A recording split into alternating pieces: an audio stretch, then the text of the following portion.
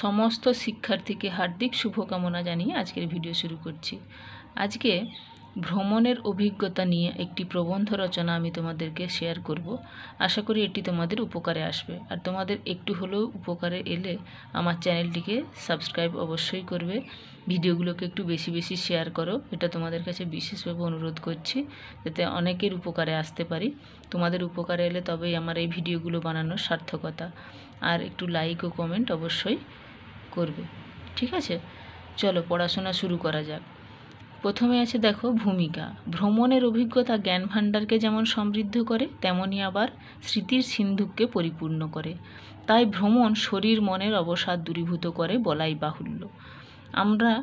আমার ভ্রমণের আবেগঘন অভিজ্ঞতাও খুবই সুখকর। আমার ভ্রমণের স্থান ছিল দিল্লি ও তৎসংলগ্ন তাজমহল। আকাশ নীল হতে চলেছে, ক্রমশ ঝরছে সোনাঝরা রোদ্দুর। শিউলি গাছ ভরে গেছে কুড়িতে, সবুজ ধান খেতে পাগলা হাওয়ার মাতামাতি। প্রকৃতির এই শারদ বন্দনাকালের প্রাক মুহূর্তে আমাদের ভ্রমণের পরিকল্পনা বাস্তবায়িত হতে চলেছে বলে চিত্ত প্রফুল্ল। রবি ঠাকুরের শাহজাহান কবিতা পড়েছি, তাই তাজমহলের চিত্র কল্পনার রঙে রাঙিয়ে নিয়েছি। আর মনে মনে বলেছি, হৃদয়ে আমার নাচেরে আজকে ময়ূরের মতো নাচেরে।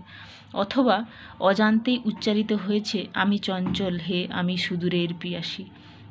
এগুলো তোমরা স্ক্রিনশট নিয়ে নিতে পারো অথবা পজ করে করে খাতায় তুলে নিতে পারো যখন ভিডিওটি দেখছো।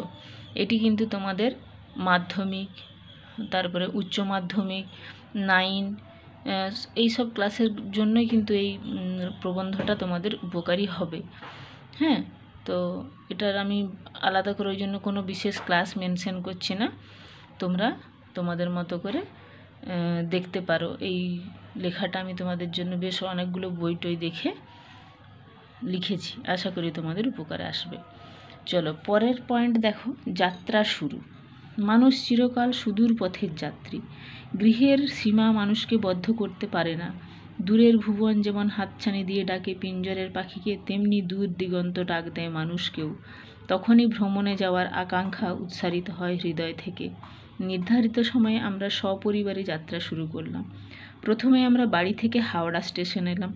ব্যস্ত হাওড়া স্টেশনে ফেরিওয়ালার চেঁচামেচি, মাইক্রোফোনে যাত্রার সময় ঘোষণা। অবশেষে ট্রেনের যাত্রা শুরু। ট্রেন ছুটে চলেছে শুক্লা দ্বাদশীর দুধসাদা চাঁদের আলো মাড়াতে মাড়াতে। জানলার ধারের ট্রেনের আসনটি যেন আমার কাছে শাহজাহানের ময়ূর সিংহাসন। কল্পনার রাজ্য থেকে বিরতি ঘটল নৈশাহারের আহ্বানে। খাবার পর সবাই ঘুমিয়ে পড়লেও তাজমহল, শাহজাহান, রবি ঠাকুরের ভাবব্যঞ্জন আমাকে জাগ্রত রেখেছিল।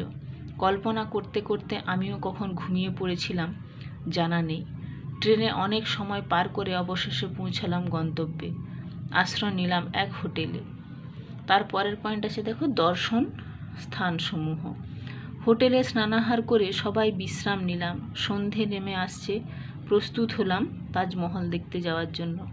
টাঙ্গায় মাত্র কয়েক মিনিটের পথ। দেখলাম তাজমহল, শাহজাহানের অমর কীর্তি, আর মনে পড়ে গেল এক বিন্দু নয়নের জল, কালের কপোল তলে শুভ্র সমুজ্জ্বল এই তাজমহল। রাত বাড়ছে, হোটেল ফেরার পালা। ডাইনে বাঁয়ে ফেলে এলাম আকবর, জাহাঙ্গীর, শাহজাহানের দুর্গ। পরের দিনে দেখলাম জাহাঙ্গীর মহল।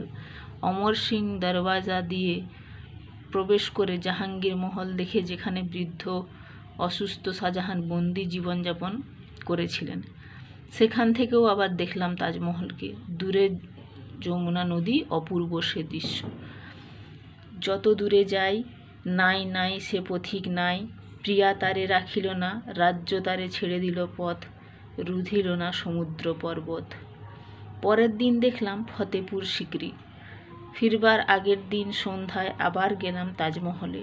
সেদিন পূর্ণিমার চাঁদের হাসি আকাশ জুড়ে, তাজমহলের সারা শরীরে। তারপরে উপসংহার। তাজমহল দর্শন আমার জীবনের এক স্মরণীয় ঘটনা, যা মনের মণিকোঠায় এক উজ্জ্বল অধ্যায় হয়ে বিরাজ করবে। তো এইটি ছিল একটি ভ্রমণের অভিজ্ঞতার প্রবন্ধ রচনা। আশা করি এটি তোমাদের উপকারে আসবে।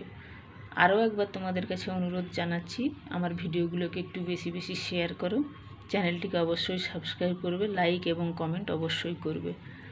তোমাদের একটু হলেও যদি উপকারে আসতে পারি তবেই তো আমার ভিডিও বানানোর সার্থকতা, বলো। চলো, তোমাদের আবার সুস্থতা কামনা করে আজকের মতো ভিডিও শেষ করলাম। সবাই খুব ভালো থেকো।